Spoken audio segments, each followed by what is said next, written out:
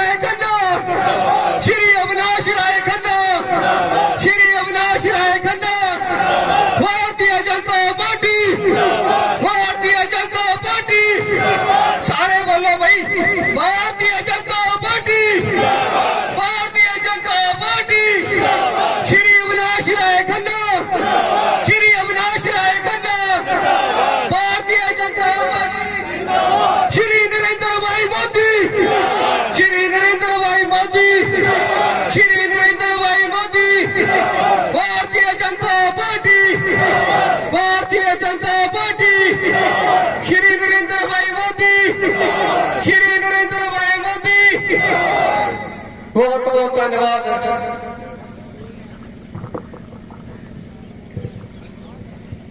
श्री अविनाश राय खन्ना जी साडे विच पहुंच गए ने। उन्हां दे नाल मैडम मरिंदर कौर थांदी जी ते बलाचौर दे सारे कार्यकर्ता पहुंचे ने। उन्हां दा स्वागत करने लई मैं बेनती करांगा कमल शर्मा जी, कमलदीप शर्मा काठगढ़ वालों उन्हां दा स्वागत करने कमलदीप शर्मा। भारतीय जनता पार्टी, भारतीय जनता पार्टी, श्री अविनाश राय खन्ना जी, श्री अविनाश राय खन्ना जी, श्री अशोक पाठ जी, श्री अशोक पाठ जी, मैडम वीरेंद्र कौर थांदी। मैं स्टेज पे विराजमान श्री अविनाश राय खन्ना जी, राष्ट्रीय उपाध्यक्ष भारत सरकार, उन्हों दे नाल मैडम वीरेंद्र कौर थांदी जी, महिला विंग दी उपाध्यक्ष भारत सरकार, भारतीय जनता पार्टी, उन्हों दे नाल राजपाल चौहान जी, तीनों मंडलों के प्रधान शिव शर्मा जी, साडे काठगढ़ मंडल के प्रधान नंद किशोर जी, बलाचौर मंडल के प्रधान अते सावा मंडल के प्रधान, उन्हां वल्लों अविनाश राय खन्ना जी नूं जी आया कहंदा। जिवें कि तुहानूं पता ही है इलेक्शन का दौर चल रहा है। 20 तारीख नूं असीं सारिਆਂ ने श्री अशोक पाठ जी नूं कमल दा बटन दबा के भारी बहुमत नाल जिताना है। यह विश्वास काठगढ़ मंडल वालों मैं अविनाश खन्ना जी नूं दवांदा हां। अविनाश जी तुसीं थोड़ा जिहा लेट कर दिता, संगत रूबरू इन्नी सी कि तुसीं खुद खुश हो जाना सी, लेकिन फिर भी बीबियां भैणां चले गईयां, टाइम कम दा हो गया, इस करके मैं थोड़ा जिहा टाइम लवांगा। खन्ना साहब थोड़ी इस इलाके नूं बहुत बड़ी देन है। सारा इलाका इस गल नूं जानदा है कि भारत विच MP किनूं कहा जाता है। पहली बार अविनाश खन्ना जी ने लोक सभा जित के हल्के विच विचर के यह दस दिता कि भारत दे विच मैंबर ऑफ पार्टी। जय हिंद। समय की नजाकत को देखते हुए मैं बेनती करांगा बलाचौर हल्के तो चोन लड़ रहे भारतीय जनता पार्टी के उम्मीदवार श्री अशोक पाठ जी, क्योंकि समय बहुत हो चुका है। खन्ना साहब ने अगे भी जाना है, इसलिए मैं बाठ साहब को बेनती करना अपने विचार रखें।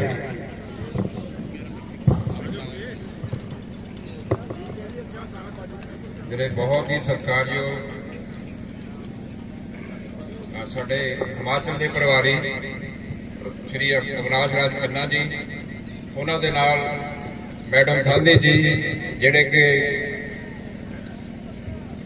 वुमन सैल के वाइस प्रधान ने इंडिया के, ते मेरी पार्टी के आए हुए सारे ही सीनियर मेरे साथी जिहड़े कि साडे इलैक्शन दे विच साडे नाल दिन रात खड़े रहंदे ने ते कंधे नाल कंधा मिला के चलदे ने।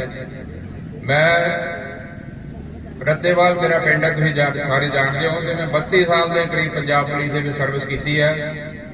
अपनी सर्विस के दौरान तकरीबन पंजाब के सारे जिलों के जाने का मैंने मौका मिलया, तो मैं सदा ही जिथे जिलों के उन्होंने लोगों की सेवा की ਉਹਦੇ ਨਾਲ ਮੈਂ ਇਸ ਗੱਲ ਦਾ ਖਿਆਲ ਰੱਖਿਆ ਕਿ ਆਪਣੇ ਇਲਾਕੇ ਦਾ ਜੇ ਕੋਈ ਬੰਦਾ ਮੇਰੇ ਕੋਲ ਆਉਂਦਾ ਹੈ ਤਾਂ ਮੈਂ ਉਹਨੂੰ ਵੀ ਨਿਰਾਸ਼ ਨਾ ਕਰਾਂ। ਉਹਨਾਂ ਦਾ ਜੇ ਕੋਈ ਕੰਮ ਹੁੰਦਾ ਸੀ ਜਾਇਜ਼ ਕੰਮ, ਜਦੋਂ ਵੀ ਕੋਈ ਮੇਰੇ ਕੋਲ ਆਇਆ ਤਾਂ ਮੈਂ ਕਦੇ ਪਿੱਛਾ ਨਹੀਂ ਦਿਖਾਇਆ, ਪੂਰੀ ਹਿੰਮਤ ਦੇ ਨਾਲ ਉਹਨਾਂ ਦਾ ਕੰਮ ਜਿਹੜਾ ਹੋਣ ਵਾਲਾ ਸੀ ਕੀਤਾ। ਤੇ ਮੈਨੂੰ ਬੜੀ ਖੁਸ਼ੀ ਹੁੰਦੀ ਹੈ ਜਦੋਂ ਮੈਂ ਪਿੰਡਾਂ ਦੇ ਵਿੱਚ ਜਾਂਦਾ, ਜਿੰਨੇ ਮੇਰੇ ਸੱਜਣ ਮਿੱਤਰ ਮੈਨੂੰ ਮਿਲਦੇ ਆ ਉਹ ਕਹਿੰਦੇ ਕਿ ਭਾਜੀ ਅਸੀਂ ਤੁਹਾਨੂੰ ਤਰਨਤਾਰਨ ਮਿਲੇ ਸੀ, ਫਰੀਦਕੋਟ ਮਿਲੇ ਸੀ, ਅੰਮ੍ਰਿਤਸਰ ਮਿਲੇ ਸੀ ਤੇ ਤੁਸੀਂ ਸਾਡਾ ਆਹ ਕੰਮ ਕੀਤਾ ਸੀ। ਸੋ ਮੈਨੂੰ ਇਸ ਗੱਲ ਨਾਲ ਬੜੀ ਸੰਤੋਸ਼ ਮਿਲਦਾ ਹੈ ਤੇ ਬੜੀ ਤਸੱਲੀ ਹੁੰਦੀ ਹੈ। ਮੇਰੇ ਫਾਦਰ ਸਾਹਿਬ ਨੇ ਆਰਮੀ ਦੇ ਵਿੱਚ ਸਰਵਿਸ ਕੀਤੀ, ਬਤੌਰ ਕੈਪਟਨ ਰਿਟਾਇਰ ਹੋਏ, ਰਿਟਾਇਰ ਹੋ ਕੇ ਪਿੰਡ ਦੀ ਸੇਵਾ ਕੀਤੀ, 10 ਸਾਲ ਸਰਪੰਚ ਰਹੇ ਪਿੰਡ ਦੇ ਵਿੱਚ। ਉਹਨਾਂ ਨੇ ਸਦਾ ਹੀ ਹਰ ਇਨਸਾਨ ਦੀ ਗੱਲ ਸੁਣਨੀ ਹੈ, ਧੱਕਾ ਨਹੀਂ ਕਿਸੇ ਨਾਲ ਕਰਨਾ। ਅਗਰ ਤੁਸੀਂ ਐਸਐਸਪੀ ਲੱਗ ਜਾਂਦੇ ਹੋ ਤੁਹਾਨੂੰ ਪਾਵਰਾਂ ਬਹੁਤ ਮਿਲ ਜਾਂਦੀਆਂ ਨੇ। ਤੁਸੀਂ ਇਸ ਗੱਲ ਦਾ ਖਿਆਲ ਰੱਖਣਾ ਕਿ ਕਿਸੇ ਨਾਲ ਧੱਕਾ ਨਾ ਹੋਵੇ। ਜੇ ਕਿਸੇ ਦਾ ਭਲਾ ਕਰ ਸਕਦਾ ਜ਼ਰੂਰ ਕਰਿਓ। ਮੈਂ ਉਹਨਾਂ ਦੀ ਇਸ ਗੱਲ ਨੂੰ ਲੜ ਬਣ ਕੇ ਸਦਾ ਹੀ ਇਸ ਡਿਪਾਰਟਮੈਂਟ ਦੇ ਵਿੱਚ ਜੌਬ ਕੀਤੀ, ਕਦੀ ਕਿਸੇ ਤੋਂ ਲਾਂਭਾ ਨਹੀਂ ਕੱਟਿਆ। ਮੈਨੂੰ ਇਸ ਗੱਲ ਦਾ ਬੜਾ ਮਾਣ ਹੈ। ਅੱਜ ਜਦੋਂ ਰਿਟਾਇਰਮੈਂਟ ਤੋਂ ਬਾਅਦ ਅਸੀਂ ਸੋਚਿਆ ਸੀ ਪੋਲਿਟਿਕਸ ਦੇ ਵਿੱਚ ਆਉਣ ਦਾ, ਤਾਂ ਸਭ ਤੋਂ ਪਹਿਲਾਂ ਕੀ ਹੁੰਦਾ ਹੈ ਕਿ ਤੁਸੀਂ ਡਿਸਾਈਡ ਕਰਦੇ ਹੋ ਕਿ ਕਿਹੜੀ ਪਾਰਟੀ ਨਾਲ ਤੁਸੀਂ ਜਾਣਾ ਹੈ। ਇਹ ਜਿਹੜੀਆਂ ਪਾਰਟੀਆਂ ਨੇ ਅਕਾਲੀ ਔਰ ਕਾਂਗਰਸੀ, ਇਹਨਾਂ ਦੇ ਨਾਲ ਮੈਨੂੰ ਬਹੁਤ ਲੰਬਾ ਸਮਾਂ ਕੰਮ ਕਰਨ ਦਾ ਮੌਕਾ ਮਿਲਿਆ। ਮੈਂ ਇਹਨਾਂ ਦੇ ਕੰਮਕਾਰ ਨੂੰ ਦੇਖਿਆ, ਮੈਂ ਇਹਨਾਂ ਦੇ ਤਰੀਕਿਆਂ ਨੂੰ ਦੇਖਿਆ। ਮੇਰੇ ਤੋਂ ਜ਼ਿਆਦਾ ਸ਼ਾਇਦ ਹੀ ਤੁਸੀਂ ਨਹੀਂ ਜਾਣਦੇ ਇਹ ਕਿਸ ਤਰ੍ਹਾਂ ਕੰਮ ਕਰਦੇ ਨੇ। ਪੰਜਾਬ ਦੀ ਜੋ ਦੁਰਦਸ਼ਾ ਹੈ ਅੱਜ, ਜੋ ਪੰਜਾਬ ਦਾ ਹਾਲ ਮਾੜਾ ਹੈ, ਉਹਦੇ ਲਈ ਇਹ ਦੋਨੋਂ ਸਰਕਾਰਾਂ ਜ਼ਿੰਮੇਵਾਰ ਨੇ, ਅਕਾਲੀ ਔਰ ਕਾਂਗਰਸੀ। ਇਹਨਾਂ ਨੇ ਦੇਸ਼ ਦੇ ਵਿੱਚ, ਪੰਜਾਬ ਦੇ ਵਿੱਚ ਨਸ਼ਾ ਫੈਲਾਇਆ, ਕਰਪਸ਼ਨ ਦਾ ਬੋਲਬਾਲਾ ਰਿਹਾ ਇਹਨਾਂ ਦੇ ਸਮੇਂ ਦੇ ਵਿੱਚ। ਤੇ ਕੋਈ ਇੰਡਸਟਰੀ ਜਿਹੜੇ ਸੀ ਉਹ ਪੰਜਾਬ ਤੋਂ ਭੱਜ ਕੇ ਬਾਹਰ ਚਲੀ ਗਏ, ਮੁੰਡੇ ਬੇਰੁਜ਼ਗਾਰ ਹੋ ਗਏ, ਲੋਕਾਂ ਨੂੰ ਕੰਮ ਨਹੀਂ ਮਿਲਦਾ। ਇਹੋ ਜਿਹੇ ਕੰਮਕਾਰ ਇਹਨਾਂ ਨੇ ਕੀਤੇ, ਜਿਹਦੇ ਕਰਕੇ ਪੰਜਾਬ ਸਟੇਟ ਜਿਹੜੀ ਦੁਨੀਆ ਦੀ 1 ਨੰਬਰ ਸਟੇਟ ਹੁੰਦੀ ਸੀਗੀ ਉਹ ਸਭ ਤੋਂ ਥੱਲੇ ਚਲੀ ਗਈ। ਸਿਰਫ ਇੱਕ ਮਨੀਪੁਰ ਸਟੇਟ ਹੈ ਜਿਹੜੀ ਆਪਾਂ ਤੋਂ ਥੱਲੇ ਹੈ, ਪੰਜਾਬ ਸਾਰਿਆਂ ਤੋਂ ਥੱਲੇ ਹੋ ਗਿਆ। 3 ਲੱਖ ਕਰੋੜ ਦਾ ਕਰਜ਼ਾ ਹੈ ਸਾਡੀ ਸਟੇਟ ਦੇ ਸਿਰ ਤੇ। ਜੇ ਤੁਸੀਂ ਦੂਜੇ ਪਾਸੇ ਇਹਨਾਂ ਲੀਡਰਾਂ ਦਾ ਹਾਲ ਦੇਖੋ, ਇਹਨਾਂ ਦੀ ਦਿਨ ਪਰ ਦਿਨ 5 ਸਾਲ ਦੇ ਵਿੱਚ ਇੰਨੀ ਜ਼ਿਆਦਾ ਤਰੱਕੀ ਹੋ ਜਾਂਦੀ ਹੈ ਕਿ ਤੁਸੀਂ ਸੋਚ ਨਹੀਂ ਸਕਦੇ। ਜਿਨ੍ਹਾਂ ਦੀਆਂ ਕਦੀ 5-4 ਬੱਸਾਂ ਹੁੰਦੀਆਂ ਸੀ, ਉਹਨਾਂ ਦੀ 2-2 ਹਜ਼ਾਰ ਬੱਸ ਤੁਰੀ ਫਿਰਦੀ ਹੈ ਪੰਜਾਬ ਦੇ ਵਿੱਚ। ਤੇ ਪੰਜਾਬ ਦੇ ਟਰਾਂਸਪੋਰਟ ਦਾ ਬੇੜਾ ਗਰਕ ਹੋ ਗਿਆ, ਪੰਜਾਬ ਦੇ ਨੌਜਵਾਨੀ ਦਾ ਇਹਨਾਂ ਨੇ ਬੇੜਾ ਗਰਕ ਕਰ ਦਿੱਤਾ। ਸਾਡੇ ਇੱਥੇ ਜਿਹੜਾ ਇਕਨੋਮੀ ਸਿਸਟਮ ਹੈ ਉਹਦਾ ਬੇੜਾ ਗਰਕ ਕਰਕੇ ਰੱਖ ਦਿੱਤਾ। ਇੰਨਾ ਜ਼ਿਆਦਾ ਬੁਰਾ ਹਾਲ ਕੀਤਾ। ਇਹਦੇ ਨਾਲ ਦੇ ਨਾਲ ਇੱਕ ਹੋਰ ਜਿਹੜੀ ਤੀਜੀ ਪਾਰਟੀ ਆਮ ਆਦਮੀ ਪਾਰਟੀ ਹੈ, ਜਿਹੜੀ ਸਮਝਦੀ ਹੈ ਕਿ ਅਸੀਂ ਬਹੁਤ ਇਮਾਨਦਾਰ ਹਾਂ। ਉਹਨਾਂ ਦੇ ਬਾਰੇ ਤੁਸੀਂ ਬਹੁਤ ਕੁਝ ਸੁਣਿਆ ਹੋਣਾ। ਮੇਰਾ ਆਪਣਾ ਤਜਰਬਾ ਹੈ ਕਿ ਹਰ ਟਿਕਟ ਉਹਨਾਂ ਨੇ ਵੇਚੀ ਹੈ। ਟਿਕਟ ਵੇਚਣ ਤੋਂ ਇਲਾਵਾ ਕੋਈ ਕੰਮ ਨਹੀਂ ਕੀਤਾ। ਜਿਹੜੀ ਸਰਕਾਰ ਬਣ ਕੇ ਲੋਕ ਲੁੱਟਦੇ ਆ, ਇਹ ਸਰਕਾਰ ਬਣਨ ਤੋਂ ਪਹਿਲਾਂ ਇਹਨਾਂ ਨੇ ਲੁੱਟਣਾ ਸ਼ੁਰੂ ਕਰਤਾ ਲੋਕਾਂ ਨੂੰ। ਬਹੁਤ ਸਾਰੇ ਬੰਦੇ ਨੇ ਜਿਹੜੇ ਰੌਲਾ ਪਾਉਂਦੇ ਫਿਰਦੇ ਆ ਵੀ ਸਾਤੋਂ ਇਹਨਾਂ ਨੇ ਪੈਸੇ ਲੈ ਲਏ। ਤੇ ਆਮ ਆਦਮੀ ਵਾਲੀ ਕੋਈ ਗੱਲ ਨਹੀਂ ਹੈਗੀ। ਜੋ ਕੂੜਾ ਕਰਕਟ ਬਾਕੀ ਪਾਰਟੀਆਂ ਦਾ ਸੀਗਾ ਉਹ ਸਾਰਾ ਆਮ ਆਦਮੀ ਦੇ ਵਿੱਚ ਸ਼ਾਮਲ ਹੋ ਗਿਆ। ਜਿਹੜੇ ਆਮ ਆਦਮੀ ਜਿਹੜੇ ਬਹੁਤ ਦੇਰ ਤੋਂ ਇਹਨਾਂ ਦੇ ਵਿੱਚ ਕੰਮ ਕਰਦੇ ਸੀ, ਉਹਨਾਂ ਨੂੰ ਬਿਲਕੁਲ ਇਹਨਾਂ ਨੇ ਮੌਕਾ ਨਹੀਂ ਦਿੱਤਾ। ਜਦੋਂ ਇਹੋ ਜਿਹੀ ਸੋਚ ਹੋਵੇ ਜਿਸ ਪਾਰਟੀ ਦੀ, ਜਦੋਂ ਸਰਕਾਰ ਬਣੂਗੀ ਉਦੋਂ ਤਾਂ ਪਤਾ ਨਹੀਂ ਕੀ ਕਰਨਗੇ। ਉਹ ਤੋਂ ਪਹਿਲਾਂ ਹੀ ਇਹ ਹਾਲ ਹੈ ਇਹਨਾਂ ਦਾ ਕਿ ਇਹ ਬਿਲਕੁਲ ਹੀ ਇਖਲਾਕੀ ਤੌਰ ਤੇ ਔਰ ਇਹਨਾਂ ਨੇ ਬਿਲਕੁਲ ਕਰਪਸ਼ਨ ਦਾ ਪੂਰਾ ਜੋ ਬੋਲਬਾਲਾ ਹੈ। ਰਾਘਵ ਚੱਡਾ ਐਂਡ ਸੰਦੀਪ ਪਾਠਕ ਜਿਹੜੇ ਦੋਨੋਂ ਹੀ ਪੰਜਾਬ ਦੇ ਵਿੱਚ ਛੱਡੇ ਹੋਏ ਨੇ। ਔਰ ਤੁਸੀਂ ਦੇਖਿਆ ਕਿ ਰਾਘਵ ਚੱਡਾ ਨੂੰ ਕਿਵੇਂ ਲੋਕਾਂ ਨੇ ਉੱਥੇ ਭਜਾਇਆ ਜਦੋਂ ਪ੍ਰੈਸ ਕਾਨਫਰੰਸ ਦੇ ਵਿੱਚ। ਇਹਨਾਂ ਦਾ ਬਹੁਤ ਹੀ ਬੁਰਾ ਹਾਲ ਹੈ। ਹੁਣ ਮੈਂ ਗੱਲ ਕਰਦਾ ਆਪਣੀ ਭਾਰਤੀ ਜਨਤਾ ਪਾਰਟੀ ਦੀ। ਭਾਰਤੀ ਜਨਤਾ ਪਾਰਟੀ ਜਿਹੜੀ ਕਿ ਨਰਿੰਦਰ ਮੋਦੀ ਜੀ ਦੀ ਅਗਵਾਈ ਦੇ ਵਿੱਚ ਪਿਛਲੇ 7 ਸਾਲ ਤੋਂ ਕੰਮ ਕਰਦੀ ਹੈ। ਕੋਈ ਇੱਕ ਵੀ ਬੰਦਾ ਉੱਠ ਕੇ ਨਹੀਂ ਕਹਿ ਸਕਦਾ ਕਿ ਮੋਦੀ ਸਾਹਿਬ ਦੇ ਰਾਜ ਦੇ ਵਿੱਚ ਕੋਈ ਵੱਡਾ ਘਪਲਾ ਹੋਇਆ, ਕੋਈ ਕਰਪਸ਼ਨ ਹੋਈ। ਜਿਵੇਂ ਕਾਂਗਰਸ ਦੇ ਰਾਜ ਦੇ ਵਿੱਚ ਆਪਾਂ ਸੁਣਦੇ ਸੀ 3D 4D ਬੋਫਰਜ਼ ਘੁਟਾਲਾ, ਕੋਲ ਘੁਟਾਲਾ, ਕਿੰਨੇ ਹੀ ਘੁਟਾਲੇ ਹੋਏ। ਪਰ ਮੋਦੀ ਸਾਹਿਬ ਦੇ ਰਾਜ ਦੇ ਵਿੱਚ ਕੋਈ ਇਹੋ ਜਿਹਾ ਇੱਕ ਵੀ ਕਹਿਣ ਨੂੰ ਨਹੀਂ ਹੈ ਜਿਹਦੇ ਵਿੱਚ ਸਰਕਾਰ ਨੂੰ ਥੱਲੇ ਦੇਖਣਾ ਪਵੇ ਜਾਂ ਸਰਕਾਰ ਨੂੰ ਨੀਵਾਂ ਦੇਖਣਾ ਪਵੇ। ਮੋਦੀ ਸਾਹਿਬ ਨੇ ਇੰਨੀਆਂ ਵਧੀਆ ਸਕੀਮਾਂ ਤੁਹਾਡੇ ਲਈ ਲਾਗੂ ਕੀਤੀਆਂ ਹੋਈਆਂ ਨੇ ਜਿਹਦੇ ਵਿੱਚ ਤੁਹਾਨੂੰ ਬਹੁਤ ਜ਼ਿਆਦਾ ਫਾਇਦਾ ਹੁੰਦਾ। ਆਯੁਸ਼ਮਾਨ ਸਕੀਮ ਹੈ, ਜਿਹਨੇ ਨਰੇਗਾ ਦੇ ਵਿੱਚ ਜਿੰਨੇ ਵੀ ਕੰਮ ਹੁੰਦੇ ਨੇ ਉਹ ਸਾਰੇ ਦਾ ਸਾਰਾ ਪੈਸਾ ਸੈਂਟਰ ਗਵਰਨਮੈਂਟ ਦਿੰਦੀ ਹੈ। ਹੋਰ ਵੀ ਬਹੁਤ ਸਕੀਮਾਂ ਨੇ, ਜਿਵੇਂ ਫ੍ਰੀ ਗੈਸ ਮਿਲਦੀ ਹੈ, ਤੁਹਾਡੇ ਜਿਹੜੇ ਲੈਟਰਿੰਗ ਵਗੈਰਾ ਬਣਾ ਕੇ ਦਿੱਤੀਆਂ ਨੇ ਫ੍ਰੀ, ਜਿਹੜੇ ਗਰੀਬ ਨੇ ਉਹਨਾਂ ਨੂੰ ਘਰ ਬਣਾ ਕੇ ਦਿੱਤੇ ਨੇ। ਇਹ ਸਾਰੀਆਂ ਸਕੀਮਾਂ ਮੋਦੀ ਸਾਹਿਬ ਦੀ ਸਕੀਮਾਂ ਨੇ, ਜਿਹੜੀਆਂ ਤੁਹਾਡੇ ਡਿਵੈਲਪਮੈਂਟ ਹੁੰਦੇ ਨਾ, ਜਿਹੜੀਆਂ ਵੱਡੀਆਂ ਸੜਕਾਂ ਕਹਿੰਦੇ ਬਣਦੀਆਂ ਪਈਆਂ ਨੇ, ਇਹ ਸਾਰੇ ਮੋਦੀ ਸਾਹਿਬ ਦੇ ਫੰਡ ਚੋਂ ਬਣਦੀਆਂ ਪਈਆਂ ਨੇ। ਪੰਜਾਬ ਗਵਰਨਮੈਂਟ ਦੇ ਕੋਲ ਕੁਝ ਨਹੀਂ ਹੈਗਾ, ਇਹ ਤਾਂ ਬਿਲਕੁਲ ਫੋਕੀਆਂ ਗੱਲਾਂ ਕਰਦੇ ਨੇ, ਗਪੌੜ ਸੰਖ ਨੇ, ਗੱਪਾਂ ਮਾਰਦੇ ਨੇ। ਜੇ ਕਿਸੇ ਨੂੰ ਪੁੱਛੋ ਵੀ ਤੂੰ ਕੀ ਦਿਓਗੇ, ਕਹਿੰਦੇ ਡਬਲ ਕਰ ਦਿਆਂਗੇ। ਮਤਲਬ ਜਿਵੇਂ ਗੱਪ ਸਿਰਫ ਡਬਲ ਹੀ ਡਬਲ ਕਹੀ ਜਾਣਾ, ਦੇਣਾ ਕੁਝ ਨਹੀਂ ਕਿਸੇ ਨੂੰ। ਸੋ ਇਹੋ ਜਿਹਾ ਹਾਲ ਹੈ ਇਹਨਾਂ ਦਾ। ਜਿਹੜੀ ਸਾਡੀ ਮੈਂ ਜਿਹੜੀ ਗੱਲ ਦੱਸਦਾ ਸੀ ਮੋਦੀ ਸਾਹਿਬ ਦੀ, ਉਹਨਾਂ ਨੇ ਦੇਖੋ ਦੁਨੀਆ ਦੇ ਵਿੱਚ 5-7 ਇਹੋ ਜਿਹੇ ਕੰਮ ਨੇ ਜਿਹੜੇ ਸਾਡਾ ਇੱਕ ਪ੍ਰੋਫੈਸਰ ਹੁੰਦਾ ਸੀ, ਉਹ ਕਹਿੰਦੇ ਸੀ ਕਿ ਇਹੋ ਜਿਹੇ 5 ਕੰਮ ਨੇ ਜਿਹੜੇ ਹਿੰਦੁਸਤਾਨ ਦੇ ਵਿੱਚ ਹੋਣੇ ਚਾਹੀਦੇ ਹੈ, ਪਰ ਸਾਡੇ ਜਿਉਂਦੇ ਜੀ ਹੋਣੇ ਨਹੀਂ। ਜਿਨ੍ਹਾਂ ਵਿੱਚੋਂ ਰਾਮ ਮੰਦਿਰ, ਧਾਰਾ 370 ਤੇ 3 ਤਲਾਕ, ਹੋਰ ਇਹੋ ਜਿਹੇ ਮੇਨ ਜਿਹੜੇ ਕੰਮ ਸੀਗੇ, ਉਹਨਾਂ ਬਾਰੇ ਇਹ ਕਹਿੰਦੇ ਸੀ ਵੀ ਕਦੀ ਪੂਰੇ ਹੋ ਨਹੀਂ ਸਕਦੇ। ਪਰ ਮੋਦੀ ਸਾਹਿਬ ਨੇ ਅਗਲੀ ਇੱਕ ਟਰਮ ਪੂਰੀ ਕਰਨ ਤੋਂ ਬਾਅਦ ਸਭ ਤੋਂ ਪਹਿਲਾ ਕੰਮ ਕੀਤਾ ਜਿਹੜਾ ਧਾਰਾ 370 ਤੋੜੀ, ਔਰ ਜਿਹੜੇ ਇੱਕ ਸੰਵਿਧਾਨ ਲਾਗੂ ਕੀਤਾ ਆਪਣੇ ਦੇਸ਼ ਦੇ ਵਿੱਚ, ਇੱਕ ਵਿਧਾਨ ਇੱਕ ਸੰਵਿਧਾਨ। ਪਹਿਲੇ ਉੱਤੇ ਸਾਡਾ ਝੰਡਾ ਵੀ ਨਹੀਂ ਚੜ੍ਹਦਾ JNK ਦੇ ਵਿੱਚ, ਹੁਣ ਸਾਰਾ ਇਹਦਾ ਸਾਰਾ ਹਿੰਦੁਸਤਾਨ ਕਸ਼ਮੀਰ ਤੋਂ ਕੰਨਿਆਕੁਮਾਰੀ ਇੱਕ ਹੋ ਗਿਆ। ਤੇ ਉਹ ਤੋਂ ਜਿਹੜਾ ਸਭ ਤੋਂ ਵੱਡਾ ਜਿਹੜਾ ਮੋਦੀ ਸਾਹਿਬ ਨੇ ਕੰਮ ਕੀਤਾ ਉਹ ਹੈਗਾ ਰਾਮ ਮੰਦਿਰ ਦਾ। ਆਪਾਂ ਸਾਰੇ ਸਨਾਤਨੀ ਰਾਮ ਦੇ ਨਾਲ ਜੁੜੇ ਹੋਏ ਆ।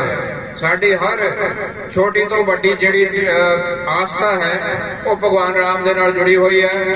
ਕਿਸੇ ਵੀ ਧਰਮ ਗ੍ਰੰਥ ਦੇ ਵਿੱਚ ਤੁਸੀਂ ਦੇਖੋਗੇ ਰਾਮ ਜੀ ਦੇ ਨਾਮ ਤੋਂ ਬਿਨਾਂ ਕੋਈ ਇਹੋ ਜਿਹਾ ਹੈ ਨਹੀਂ ਜਿੱਥੇ ਰਾਮ ਮਹਾਰਾਜ ਜੀ ਦੇ ਭਗਵਾਨ ਜੀ ਦੀ ਗੱਲਬਾਤ ਨਾ ਲਿਖੀ ਹੋਵੇ, ਜਾਂ ਉਹਨਾਂ ਦਾ ਵਰਣਨ ਨਾ ਹੋਵੇ, ਜਾਂ ਉਹਨਾਂ ਦੇ ਦੱਸੇ ਹੋਏ ਜਿਹੜੇ ਮਰਿਆਦਾ ਪੁਰਸ਼ੋਤਮ ਨੇ ਸਾਨੂੰ ਦੱਸਿਆ ਉਹਨਾਂ ਨੇ ਕਿ ਮਾਂ-ਬਾਪ ਦਾ ਕਿਵੇਂ ਆਦਰ ਕਰਨਾ, ਬੱਚਿਆਂ ਨਾਲ ਕਿਵੇਂ ਰਹਿਣਾ, ਦੇਸ਼ ਦੀ ਸੇਵਾ ਕਿਵੇਂ ਕਰਨੀ ਹੈ, ਬੱਚਿਆਂ ਨਾਲ ਤੁਹਾਡਾ ਕੀ ਰਿਲੇਸ਼ਨ ਹੋਣਾ ਚਾਹੀਦਾ। ਇਸ ਤਰ੍ਹਾਂ ਦੇ ਸਾਰੇ ਜਿਹੜੇ ਮਰਿਆਦਾ ਦੇ ਸਾਨੂੰ ਦੇ ਕੇ ਗਏ ਨੇ, ਉਸ ਭਗਵਾਨ ਰਾਮ ਜੀ ਦਾ ਮੰਦਿਰ ਬਣਾਉਣ ਦੇ ਲਈ ਸਾਨੂੰ 500 ਸਾਲ ਲੱਗ ਗਏ। 500 ਸਾਲ। ਜਦੋਂ ਇਹ ਰਾਮ ਮੰਦਿਰ ਤੋੜਿਆ ਗਿਆ ਸੀ, ਕੱਲਾ ਰਾਮ ਮੰਦਿਰ ਨਹੀਂ ਸੀ ਤੋੜਿਆ, 1 ਲੱਖ ਤੋਂ ਜ਼ਿਆਦਾ ਮੰਦਿਰ ਹਿੰਦੁਸਤਾਨ ਦੇ ਵਿੱਚ ਮੁਗਲਾਂ ਨੇ ਤੋੜ ਦਿੱਤੇ ਸੀਗੇ। ਤੇ ਜਦੋਂ ਰਾਮ ਮੰਦਿਰ ਦੀ ਗੱਲ ਹੁੰਦੀ ਸੀ, ਜਦੋਂ ਵੀ ਰਾਮ ਮੰਦਿਰ ਦੀ ਗੱਲ ਹੋਈ ਤਾਂ ਹਰ ਸਰਕਾਰ ਇਹੀ ਕਹਿੰਦੀ ਸੀ ਅਗਰ ਮੰਦਿਰ ਬਣਾਤਾ ਸਾਡੀ ਸਰਕਾਰ ਟੁੱਟ ਜਾਣੀ ਹੈ। ਮੋਦੀ ਸਾਹਿਬ ਨੇ ਬਿਲਕੁਲ ਪਰਵਾਹ ਨਹੀਂ ਕੀਤੀ ਔਰ ਬੜੀ ਹਿੰਮਤ ਦੇ ਨਾਲ ਦੂਜੀ ਟਰਮ ਦੇ ਵਿੱਚ ਇਹ ਕਿਹਾ ਮੇਰੀ ਸਰਕਾਰ ਟੁੱਟਦੀ ਹੈ ਟੁੱਟ ਜਾਵੇ ਪਰ ਰਾਮ ਮੰਦਿਰ ਜ਼ਰੂਰ ਬਣੂਗਾ। ਔਰ ਇਹ ਵੀ ਨਾਲ ਇਨਸ਼ੋਰ ਕੀਤਾ ਕਿ ਕਿਸੇ ਤਰ੍ਹਾਂ ਦਾ ਧੱਕਾ ਨਹੀਂ ਹੋਊਗਾ ਕਿਸੇ ਦੇ ਨਾਲ। ਕੋਰਟ ਨੂੰ ਕਿਹਾ, ਸੁਪਰੀਮ ਕੋਰਟ ਦੇ ਵਿੱਚ ਕੇਸ ਚੱਲਦਾ ਸੀ ਕਿ ਤੁਸੀਂ ਫੈਸਲਾ ਕਰੋ, ਅਗਰ ਰਾਮ ਮੰਦਿਰ ਬਣਦਾ ਹੈ ਤਾਂ ਰਾਮ ਮੰਦਿਰ ਬਣਾਓ, ਅਗਰ ਮਸਜਿਦ ਦੀ ਜਗ੍ਹਾ ਹੈ ਤਾਂ ਮਸਜਿਦ ਨੂੰ ਦਿਓ। ਤੇ ਕੋਰਟ ਨੇ, ਸੁਪਰੀਮ ਕੋਰਟ ਨੇ ਫੈਸਲਾ ਕੀਤਾ ਕਿ ਰਾਮ ਮੰਦਿਰ ਦੀ ਜਗ੍ਹਾ ਹੈ ਤੇ ਉੱਥੇ ਹੁਣ ਸਭ ਤੋਂ ਵੱਡਾ ਹਿੰਦੁਸਤਾਨ ਦੇ ਵਿੱਚ ਰਾਮ ਮੰਦਿਰ ਬਣਦਾ ਪਿਆ। ਮੇਰਾ ਇਲਾਕਾ ਵੈਸੇ ਗਰੀਬ ਇਲਾਕਾ ਹੈ ਪਰ ਸਭ ਤੋਂ ਜ਼ਿਆਦਾ ਕੰਟਰੀਬਿਊਸ਼ਨ ਰਾਮ ਮੰਦਿਰ ਦੇ ਲਈ ਇਸ ਇਲਾਕੇ ਆ ਸਾਰੇ ਜ਼ਿਲ੍ਹਿਆਂ ਦੇ ਵਿੱਚੋਂ ਮੇਰੇ ਇਸ ਇਲਾਕੇ ਚੋਂ ਕੰਟਰੀਬਿਊਸ਼ਨ ਹੋ ਕੇ ਰਾਮ ਮੰਦਿਰ ਦੇ ਲਈ ਗਈ ਹੈ। ਇਹ ਤੋਂ ਪਤਾ ਲੱਗਦਾ ਕਿ ਆਪਾਂ ਕਿੰਨੇ ਜੁੜੇ ਹੋਏ ਆ ਰਾਮ ਦੇ ਨਾਲ, ਚਾਹੇ ਗਰੀਬ ਆ ਪਰ ਸਾਡੀ ਆਸਥਾ ਉਹਨਾਂ ਦੇ ਨਾਲ ਜੁੜੀ ਹੋਈ ਹੈ। ਇਸ ਤੋਂ ਬਾਅਦ ਮੈਂ 3 ਤਲਾਕ ਦੀ ਗੱਲ ਕਰਦਾ, ਜਿਹਦੇ ਵਿੱਚ ਮੁਸਲਮਾਨ ਜਿਹੜਾ ਧਰਮ ਹੈ ਉਹਨਾਂ ਦਾ ਅਸੂਲ ਹੈ ਕਿ ਅਗਰ 4 ਲੇਡੀਜ਼ ਨਾਲ ਇੱਕ ਬੰਦਾ ਵਿਆਹ ਕਰ ਸਕਦਾ, ਉਹ 4 ਵਿਆਹ ਕਰ ਸਕਦਾ। ਅਗਰ ਉਹ 5ਵਾਂ ਵਿਆਹ ਕਰਨਾ ਚਾਹੁੰਦਾ ਸਿਰਫ ਤੇ ਸਿਰਫ ਇੱਕ ਲੇਡੀ ਨੂੰ ਨਾ, ਇੱਕ ਪਤਨੀ ਨੂੰ ਕਹਿਣਾ ਹੁੰਦਾ ਤਲਾਕ ਤਲਾਕ ਤਲਾਕ, ਰਿਸ਼ਤਾ ਖਤਮ। ਉਹ ਲੇਡੀ, ਉਹ ਤੁਹਾਡੀ ਵਾਈਫ ਜਿਹੜੀ ਤੁਹਾਡੀ 20-25 ਸਾਲ ਤੋਂ ਤੁਹਾਡੇ ਘਰ ਦੇ ਵਿੱਚ ਰਹਿ ਰਹੀ ਹੈ, ਜਿਹਦੇ ਬੱਚੇ ਤੁਹਾਡੇ ਘਰ ਦੇ ਵਿੱਚ ਤੁਰੇ ਫਿਰਦੇ ਨੇ, ਤੁਹਾਡੇ ਬੁੱਢੇ ਮਾਂ-ਬਾਪ ਦੀ ਸੇਵਾ ਕਰਦੀ ਹੈ, ਤੁਹਾਡੀ ਸੇਵਾ ਕਰਦੀ ਹੈ, ਹਰ ਦੁੱਖ ਸੁੱਖ ਦੇ ਵਿੱਚ ਤੁਹਾਡੇ ਨਾਲ ਖੜੀ ਹੁੰਦੀ ਹੈ। ਤੁਸੀਂ ਸਿਰਫ ਤੇ ਸਿਰਫ 3 ਸੈਕਿੰਡ ਦੇ ਵਿੱਚ ਉਹਨੂੰ ਤਲਾਕ ਤਲਾਕ ਕਹਿ ਕੇ ਕਰੋ ਬੇਦਰ ਕਰ ਦਿੰਦੇ ਹੋ। ਸੋ ਦੇਖ ਲਓ ਕਿ ਨਾਰੀ ਜਾਤੀ ਦੇ ਨਾਲ ਕਿੰਨਾ ਵੱਡਾ ਧੱਕਾ ਸੀਗਾ। ਸੋ ਮੋਦੀ ਜੀ ਨੇ ਇਸ ਸਭ ਤੋਂ ਇਸ ਗੱਲ ਦੀ ਪਰਵਾਹ ਨਹੀਂ ਕੀਤੀ ਕਿ ਮੇਰੇ ਖਿਲਾਫ ਕੋਈ ਕੀ ਕਹੂਗਾ ਜਾਂ ਕਿਸ ਤਰ੍ਹਾਂ ਦਾ ਉਹਨਾਂ ਦਾ ਹੋਊਗਾ। ਉਹਨਾਂ ਨੇ ਬਿਨਾਂ ਦੇਰੀ ਤੋਂ 3 ਤਲਾਕ ਨੂੰ ਖਤਮ ਕੀਤਾ ਤੇ ਨਾਰੀ ਜਾਤੀ ਦਾ ਸਨਮਾਨ ਲੋਕਾਂ ਦੇ ਵਿੱਚ ਬਹਾਲ ਕੀਤਾ। ਨਾ ਕੇਵਲ ਮੁਸਲਮਾਨ ਜਾਤੀ ਬਲਕਿ ਸਾਰੀ ਨਾਰੀ ਜਾਤੀ ਨੂੰ ਸਨਮਾਨ ਦਿੱਤਾ। ਤੇ ਸਾਨੂੰ ਨਾਰੀ ਜਾਤੀ ਨੂੰ ਬਹੁਤ ਜ਼ਿਆਦਾ ਸਨਮਾਨ ਦਿੱਤਾ, ਜਿਸ ਨਾਲ ਸਾਰੇ ਹੀ ਮਹਿਸੂਸ ਕਰਦੇ ਨੇ ਕਿ ਬਹੁਤ ਵਧੀਆ ਕੰਮ ਕੀਤਾ ਉਹਨਾਂ ਨੇ ਔਰ ਬਿਨਾਂ ਕਿਸੇ ਧਰਮ ਦੇ ਫਰਕ ਕੀਤੇ ਤੋਂ ਕੀਤਾ। ਹੁਣ ਮੈਂ ਸਭ ਤੋਂ ਜਿਹੜੀ ਵੱਡੀ ਗੱਲ ਤੁਹਾਡੇ ਨਾਲ ਕਰਨ ਲੱਗਿਆ, ਜਿਹੜੀ ਅਸੀਂ ਪੰਜਾਬ ਵਾਲੇ ਫੇਸ ਕਰਦੇ ਪਏ ਆ, ਜਿਹਦੇ ਲਈ ਸਾਡਾ ਪੰਜਾਬ ਬਹੁਤ ਬਦਨਾਮ ਹੋ ਚੁੱਕਿਆ, ਉਹ ਨੇ ਨਸ਼ੇ। ਸਾਡੇ ਪੰਜਾਬ ਦਾ ਇੰਨਾ ਬੁਰਾ ਹਾਲ ਹੈ, ਇੰਨਾ ਜ਼ਿਆਦਾ ਬੁਰਾ ਹਾਲ ਹੋ ਚੁੱਕਿਆ ਹੈ ਕਿ ਸਾਡੇ ਘਰਾਂ ਦੇ ਵਿੱਚ ਜਿਹੜੇ ਨੌਜਵਾਨ ਬੱਚੇ ਨੇ ਉਹ ਨਸ਼ੇ ਦੇ ਆਦੀ ਹੋ ਚੁੱਕੇ ਨੇ ਤੇ ਪੰਜਾਬ ਉੱਜੜਦਾ ਜਾ ਰਿਹਾ। ਮੈਂ ਜਦੋਂ ਐਸਐਸਪੀ ਸੀ, ਮੇਰੇ ਕੋਲ ਦੋ ਮਾਂ ਤੇ ਬਾਪ ਦੋਨੋਂ ਆ ਕੇ ਮੇਰੇ ਕੋਲ ਮੈਨੂੰ ਮਿਲੇ ਤੇ ਕਹਿੰਦੇ ਕਿ ਅਸੀਂ ਆਪਣੇ ਇਸ ਬੱਚੇ ਤੋਂ ਇੰਨੇ ਜ਼ਿਆਦਾ ਦੁਖੀ ਹੈ ਕਿ ਤੁਸੀਂ ਇਹਨਾਂ ਦਾ ਹੱਲ ਕਰੋ, ਇਹ ਚਿੱਟਾ ਪੀਂਦਾ, ਅਸੀਂ ਬਹੁਤ ਦੁਖੀ ਹਾਂ, ਇਹਨਾਂ ਤੋਂ ਕੁਝ ਵੀ ਕਰੋ ਇਹਦਾ। ਮੈਂ ਉਹਨਾਂ ਨੂੰ ਕਿਹਾ ਮਾਤਾ ਜੀ ਸਾਡੇ ਕੋਲ ਇਹੋ ਜਿਹੀ ਕੋਈ ਪਾਵਰ ਨਹੀਂ ਹੁੰਦੀ ਕਿ ਅਸੀਂ ਕੁਝ ਵੀ ਕਰ ਦਈਏ ਜਾਂ ਬਿਨਾਂ ਮਤਲਬ ਕਿਸੇ ਨੂੰ ਜੇਲ੍ਹ ਦੇ ਵਿੱਚ ਰੱਖ ਲਈਏ। ਤੇ ਉਹ ਕਹਿਣ ਲੱਗੇ ਵੀ ਹੁਣ ਮੇਰੀ ਗੱਲ ਸੁਣ ਲਓ ਪੁੱਤ, ਜੇ ਤੁਸੀਂ ਕੁਝ ਨਹੀਂ ਹੋ ਸਕਦਾ ਤਾਂ ਸਭ ਤੋਂ ਵੱਡੀ ਗੱਲ ਜਿਹੜੀ ਅਸੀਂ ਸਵੇਰੇ ਉੱਠ ਕੇ ਦੁਆ ਕਰਦੇ ਹਾਂ ਉਸ ਪਰਮ ਪਿਤਾ ਪ੍ਰਮਾਤਮਾ ਦੇ ਦਰਬਾਰ ਦੇ ਵਿੱਚ। ਮੇਰੇ ਪੈਰਾਂ ਥੱਲੇ ਧਰਤੀ ਨਿਕਲ ਗਈ ਜਦੋਂ ਮੈਂ ਸੁਣਿਆ ਕਿਸੇ ਮਾਨ ਹੋਏ ਕਹਿੰਦੇ ਆ ਕਿ ਅਸੀਂ ਸਵੇਰੇ ਉੱਠ ਕੇ ਪ੍ਰਮਾਤਮਾ ਨੂੰ ਅਰਦਾਸ ਕਰਦੇ ਹਾਂ ਕਿ ਵਾਹਿਗੁਰੂ ਹੈ ਪਰਮ ਪਿਤਾ ਪ੍ਰਮਾਤਮਾ, ਸਾਡਾ ਇਹ ਜਿਹੜਾ ਜਵਾਨ ਪੁੱਤ ਹੈ 28-30 ਸਾਲ ਦਾ, ਇਹਨੂੰ ਤੂੰ ਚੁੱਕ ਲੈ ਜਾ, ਇਹਨੇ ਸਾਨੂੰ ਵੀ ਮਾਰ ਦੇਣਾ ਤੇ ਆਪ ਵੀ ਮਰ ਜਾਣਾ, ਇੰਨੇ ਦੁਖੀ ਨੇ ਮਾਂ ਬਾਪ। ਔਰ ਮੈਂ ਜਦੋਂ ਪਹਿਲੀ ਵਾਰ ਇਹ ਗੱਲ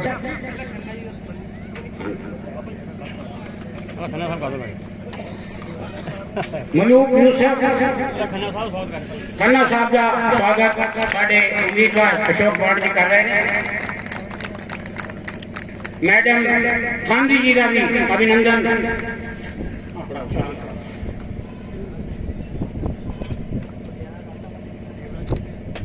ਮੈਡਮ ਖਾਂਦੀ ਜੀ ਰਾਸ਼ਟਰੀ ਉਪਾਧਿਅਕਸ਼ ਨੇ ਮਹਿਲਾ ਮੋਰਚਾ ਦੇ, ਉਹਨਾਂ ਦਾ ਸਨਮਾਨ ਕੀਤਾ ਜਾ ਰਿਹਾ ਹੈ। ਹਾਂਜੀ, ਹੁਣ ਮਲੂਕ ਯੂਸਫ ਪਹਿਲਾਂ ਆ ਕੇ ਆਪਣਾ ਸਰੋਪਾ ਪਾਉਣਗੇ, ਫਿਰ 1 ਮਿੰਟ ਵਾਸਤੇ ਇਹਨਾਂ ਨੇ ਟਾਈਮ ਦਿੱਤਾ ਹੈ, ਉਹ ਕਰਦੇ ਰਹਿਣਗੇ ਤੇ ਬਾਕੀਆਂ ਦਾ ਸਰੋਪਾ ਪੈਂਦਾ ਰਹੇਗਾ, ਇਹਦੇ ਨਾਲ ਸਮੇਂ ਦੀ ਬਚਤ ਹੋ ਜਾਏਗੀ। ਲਓ ਅੱਗੇ ਹੋ ਇਹ ਐਫਸੀਆਈ ਦੇ ਮਲੂਕ ਯੂਸਫ ਨੇ, ਪ੍ਰਧਾਨ ਨੇ ਐਫਸੀਆਈ ਦੇ। ਇਹ ਆਪਣੇ ਵਿਚਾਰ ਦੀ ਆਪਣੀਆਂ ਮੰਗਾਂ ਜਿਹੜੀਆਂ ਖੰਨਾ ਸਾਹਿਬ ਦੇ ਅੱਗੇ ਰੱਖਣਗੇ। ਇਹਨਾਂ ਦੀਆਂ ਮੰਗਾਂ ਫਿਰ ਖੰਨਾ ਸਾਹਿਬ ਪਿਊਸ਼ ਗੋਇਲ ਜੀ ਨਾਲ ਡਿਸਕਸ ਕਰਕੇ ਉਹਦੇ ਤੇ ਜੋ ਵੀ ਕਾਰਵਾਈ ਹੋਏਗੀ ਉਹ ਹੋਏਗੀ। ਇਹ ਪਰਿਵਾਰ ਜਿਹੜੇ ਨੇ, ਤੁਸੀਂ ਇੱਧਰ ਗੱਲਬਾਤ ਕਰੋ ਮਲੂਕ ਯੂਸਫ ਜੀ ਤੇ ਬਾਕੀ ਆਪਣੇ ਸਰੋਪੇ ਬਹੁਤ ਬਹੁਤ ਧੰਨਵਾਦ ਜੀ ਕਿ ਮੈਨੂੰ 1 ਮਿੰਟ ਦਾ ਟਾਈਮ ਮਿਲਿਆ ਬੜੀ ਮੁਸ਼ਕਲ ਦੇ ਨਾਲ।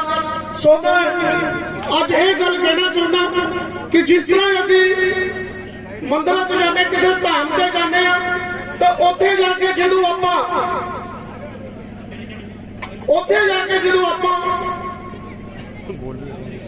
ਇਹ ਕਰਦੇ ਆ ਕਿ ਅੱਜ ਆਪਾਂ ਨਾਮਦਾਨ ਲੈ ਲਿਆ ਤੇ ਉੱਥੇ ਸੰਤ ਜਿਹੜੇ ਬਾਬਾ ਜੀ ਹੁੰਦੇ ਨੇ ਉਹ ਕਹਿੰਦੇ ਨੇ ਵੀ ਲੈ ਕਾਕਾ ਤੇਰਾ ਨਵਾਂ ਜਨਮ ਹੋਇਆ। ਸੋ ਅੱਜ ਆਪਾਂ ਸਾਰਿਆਂ ਨੇ ਭਾਰਤ ਜਨਤਾ ਪਾਰਟੀ ਦੇ ਵਿੱਚ ਕਦਮ ਰੱਖਿਆ ਤੇ ਸਾਡੇ ਸਾਰਿਆਂ ਦਾ ਜਿਹੜਾ ਜਨਮ ਅੱਜ ਨਵਾਂ ਜਨਮ ਹੋਇਆ।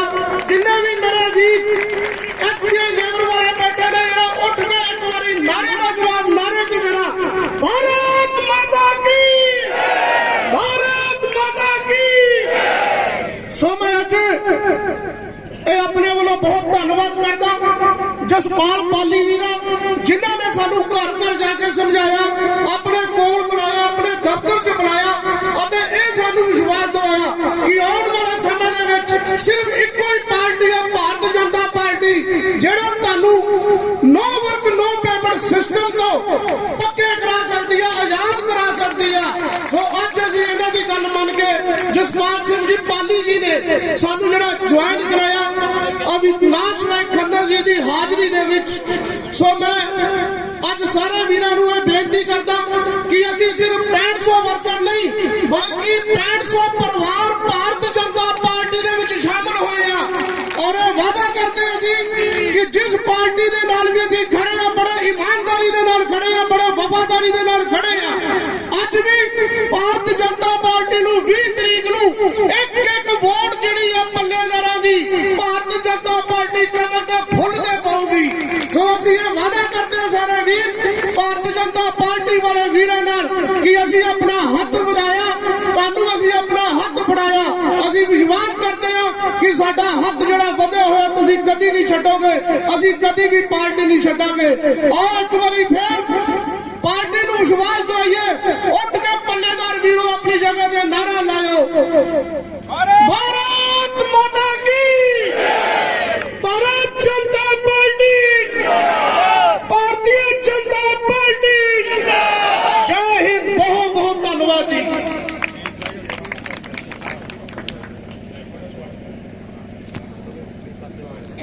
बहुत बहुत धन्यवाद जिन्हें भी एफएसआई दे साडे वर्कर शामिल हुए ने। मैं अपनी पार्टी वालों सबका इतने स्वागत करदा, उत्थे उन्होंने विश्वास भी दवाना कि जिहड़ी जायज मांग तुसीं साडे अगे रखी है इनू केंद्र के प्लेटफार्म पर उठा के तुहाडीआं मंगां नूं पूरा करन दा असीं विश्वास दवाने हैं और साडे कैंडिडेट ये बतौर वकील बन के इस गल की पहरा देंगे। बहुत ही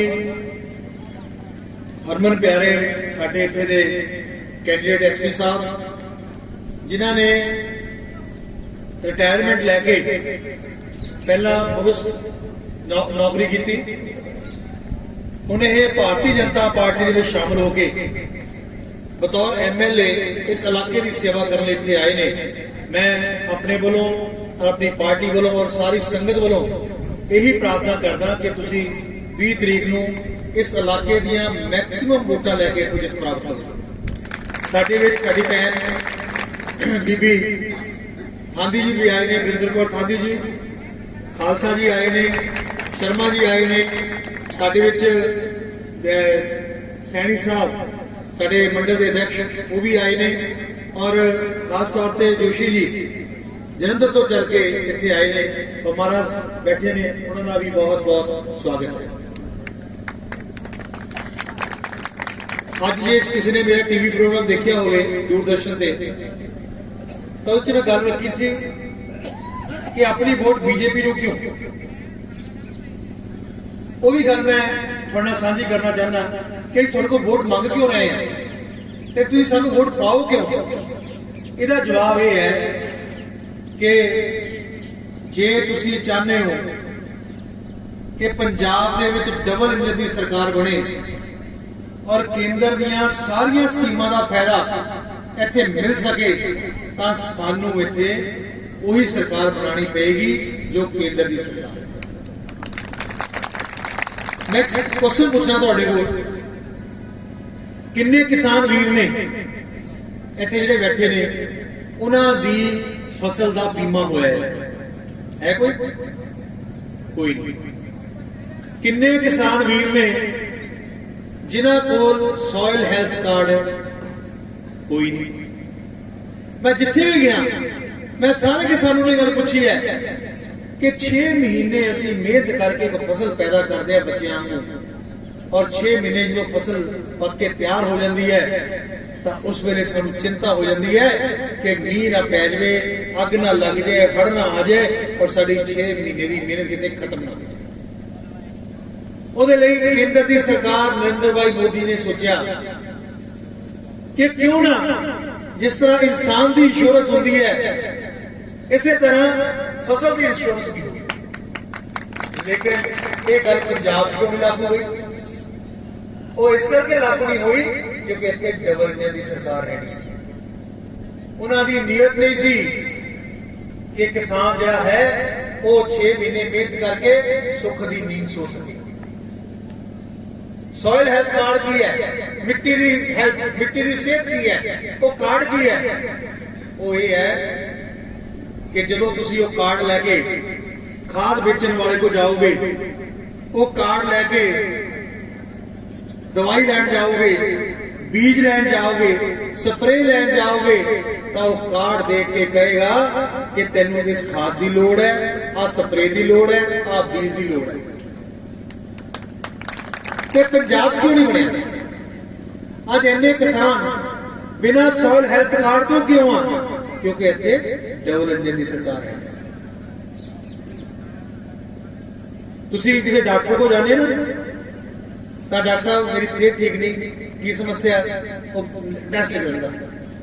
तुसी लैबोरेटरी में टेस्ट जाने लैन, टेस्ट आके फिर डॉक्टर को जाने फिर वो टेस्ट देख के दवाई दिता।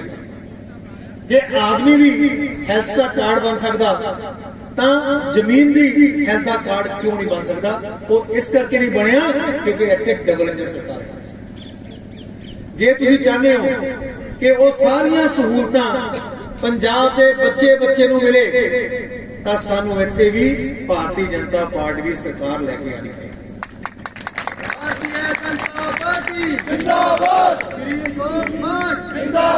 मैं एक छोटी गल तुहानू होर दसना चाहना, किसी नुमाइंदे दी, किसी राजे दी, किसी प्रधानमंत्री दी ते किसी मुख्यमंत्री दी चिंता की होंदी।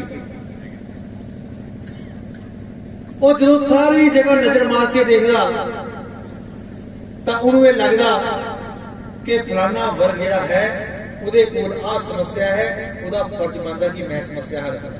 ਛੋਟੀ ਜੀ ਗੱਲ, ਆਪਾਂ ਸਾਰੇ ਪਿੰਡਾਂ 'ਚ ਰਹਿਣ ਵਾਲੇ ਲੋਕ ਹਾਂ, ਹਨੇਰਾ ਹੁੰਦਾ ਦੇਖਦੇ ਆ ਕਿ ਹਨੇਰਾ ਹੋਵੇ ਤਾਂ ਜੰਗਲ ਪਾਣੀ ਜਾ ਕੇ, ਔਰ ਕਈ ਵਾਰ ਇਦਾਂ ਦੇ ਵਾਕਿਆ ਹੋ ਜਾਂਦੇ ਆ ਜਿਹਦੇ ਨਾਲ ਕਿ ਸਾਡੀਆਂ ਮਾਵਾਂ ਭੈਣਾਂ ਕਈ ਵਾਰ ਜੰਗਲ ਪਾਣੀ ਗਈਆਂ ਹੁੰਦੀਆਂ, ਉਹਨਾਂ ਨੂੰ ਜਾ ਕੇ ਦੁਸ਼ਕਰਮ ਹੋ ਜਾਂਦਾ। देश के प्रधानमंत्री ने कसम खाधी है कि सब तो पहला मैं हर घर च टॉयलेट बनाऊंगा। 75 साल क्यों नहीं किसी ने सोचा कि देश ये भी समस्या नाल ग्रस्त है। इत्थे बैठे कारगर बैठे शायद तुहानूं समस्या का पता नहीं होएगा। 18,000 तो ऊपर पिंड इस देश के जिन्हां च अज तक लाइट ही नहीं गई, किसी ने सोचा ही नहीं। वो सूरज छिपदा सी सो जाते सी, सूरज चढ़दा सी तां जाग जाते सी, यही उन्हां दी जिंदगी सी। मोबाइल भी सी तां कई बार गल करनी कार्यकर्ता नाल, लाइट नहीं है भाई साहब, दूसरे गांव में जाऊंगा वहां चार्ज करूंगा तब आपकी बात सुनूंगा। ये हालत सी। 18,000 पिंडां नूं अज टारगेट दे नाल वो बिजली दित्ती तां इस देश के प्रधानमंत्री पहला क्यों सोचा? ਅੱਜ ਪਾਕਿਸਤਾਨ ਤੁਸੀਂ ਇਮੇਜਿਨ ਕਰੋ, ਪੁਲਵਾਮਾ ਦੇ ਹਮਲਾ ਹੋਇਆ, 40 ਜਵਾਨ ਸਾਡੇ ਪੰਜਾਬ ਦੇ ਮੁੰਡੇ ਵੀ ਮਰੇ। ਮੈਂ ਉਹਦੇ ਘਰਾਂ 'ਚ ਜਾ ਕੇ ਆਇਆ, ਦੇਸ਼ ਦੇ ਅਲੱਗ-ਅਲੱਗ ਹਿੱਸਿਆਂ 'ਚ ਉਹ ਜਵਾਨ ਮਰੇ। 40 CRPF ਦੇ ਜਵਾਨ ਬੱਸ ਨੂੰ ਬੰਬ ਨਾਲ ਉਡਾ ਦਿੱਤਾ ਗਿਆ। ਔਰ ਤੁਸੀਂ ਵੀ ਯਾਦ ਹੋਊਗਾ, ਤੁਹਾਡੇ ਮਨਾਂ 'ਚ ਵੀ ਦਹਿਸ਼ਤ ਸੀ, ਗੁੱਸਾ ਸੀ ਕਿ ਪਾਕਿਸਤਾਨ ਦੀ ਇਸ ਗੱਲ ਦਾ ਜਵਾਬ ਕੋਈ ਦੇਗਾ। पहली बार हिस्ट्री होया कि किसी ने पाकिस्तान की सरहद जाके उन्होंने घर च जाके एयर स्ट्राइक किया और उत्थे जाके अतवादियों ने जे इत्थे फौज लोग बैठे ने उन्हें पता होएगा किन्ने साडे फौजी जिन्होंने हिंदुस्तान ने मन्निया ही नहीं कि वो साडे फौज सके, अज हजारों फौजी हो पाकिस्तान की जेल च। लेकिन अभिनंदन, तुहानूं याद होएगा जेड़ा एयर स्ट्राइक ले गया पाकिस्तान उत्थे उहदा जहाज क्रैश होया, जदों उहनूं फड़िया गया तां 24 घंटे दे विच उस अमरिंदर नूं अपने देश च वापस लेके आंदा ते देश दे प्रधानमंत्री करदा। आपां सारे सोचदे सी कि 10वें पातशाह जिन्हां नूं सर्ववंश इस दुनिया के इस समाज के इस धर्म के बारिया, उन्होंने छोटे छोटे 4 साहिबजादे जिन्हों का दिन बनाने लई अलग अलग तो गल्लां उठदियां सी, मंगां उठदियां सी कि 14 नवंबर नहीं इन्हां बाल बच्चे जिहड़े ने इन्हां दा दिन मनाया जावे। तां देश के प्रधानमंत्री ने उन्हां 4 साहिबजादियां दी याद दे विच वीर बाल दिवस 26 दिसंबर नूं मनाया जाएगा। एक कला पंजाब च नहीं, दुनिया सारी दुनिया च उन्हां दी हिस्ट्री, उन्हां दी शहादत, उन्हां दा योगदान दुनिया नूं दस्सिया जाएगा कि देश के प्रधानमंत्री